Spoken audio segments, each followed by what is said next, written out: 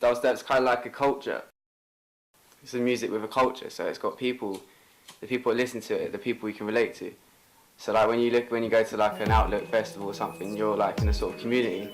So like, as opposed to music, it also brings with it a group of people that you can connect with when you go to a rave.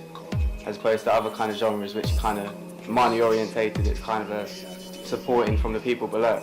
Yeah, just heavy bass, but like kind of like distorted bass, with a lot of electronic sounds in there.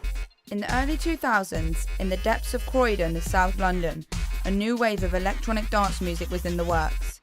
In 2001, these dark strains of garage music began being showcased at the Forward Night at London's Plastic People nightclub. Forward also ran a radio show on East London's pirate station Rinse FM. In 2002, a term was eventually coined for the sound.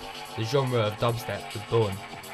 Dubstep, when it first came around, was fundamentally very different to what it is now. Nowadays it's a lot more kind of colourful in a way. Like dubstep used to be a lot less vocal than it is now. That was one of the main themes, and it was a lot darker. And the clubs were literally a lot smaller and a lot darker as well. Get darker TV, things like that.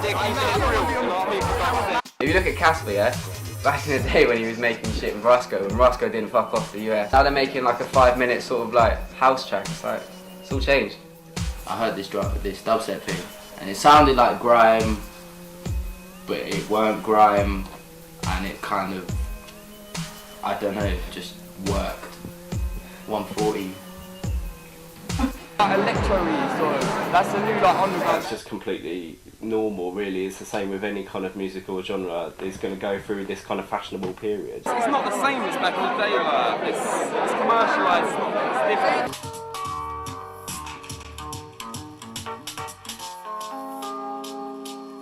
In the summer of 2005, building on the success of Scream's first dubstep anthem, Midnight Request Line, the hype around the club night and support from online forums, blogs and other media, the scene soon gained prominence.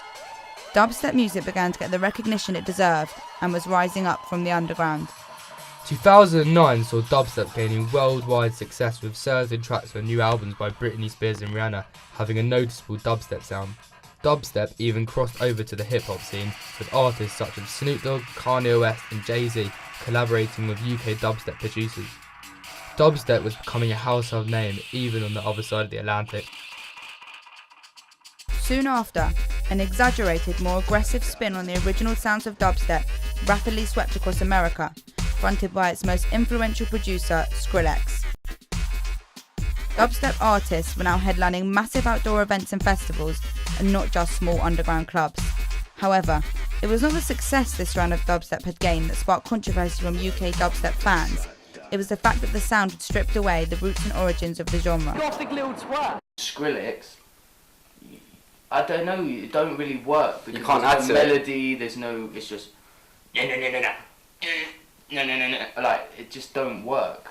It's brass. I think it's good because he's brought dubstep to the American audience, which is such a massive, commercial presence that it's actually pumping more money into the scene, and you'll see that a lot of dubstep DJs are actually earning a lot more money because of it now. Made it popular in America, spreading our electronic culture to other places. He's added his own twist to the music, he's made it almost bigger and he's emphasised some parts of it, which some people would say is kind of a bit cheesy. But it was inevitable that someone would fill that gap in the market anyway. Dance music now, that's what dubstep is, isn't it? It's all dance, Yeah. It's like dubstep used to be its own thing. Like people would say, oh, it's got influence from jungle, it's got influence from that. But now, like, you say to anyone on the street, oh, what's dubstep? They're not going to be like, oh, Code 9, Mala. They'll be like, oh yeah, fucking Skrillex, yeah, bass cannon. Grammy goes to Skrillex. In the end of 2011, Skrillex was the first person from electronic music to be nominated for a Grammy in a few categories, including Best New Artist. And at the 2012 Grammy ceremony, Skrillex walked away with 3 of the 4 prestigious Grammys that he was nominated for. This is really crazy for me, man. Just a year and a half ago, I was making that song in my bedroom. There's labels out there that have been doing what we've been doing for a long time, like Dub Police and Never Say Die, and the list goes on. All the Croydon dub guys, you know, that started this all in 2003. It's crazy. I think we're already seeing the future in that it's become massively commercial in the last year, and over the next year it will become even more so. I say give dubstep 3 years, it's dead. Yeah. I'm not even gonna lie, it's gonna die.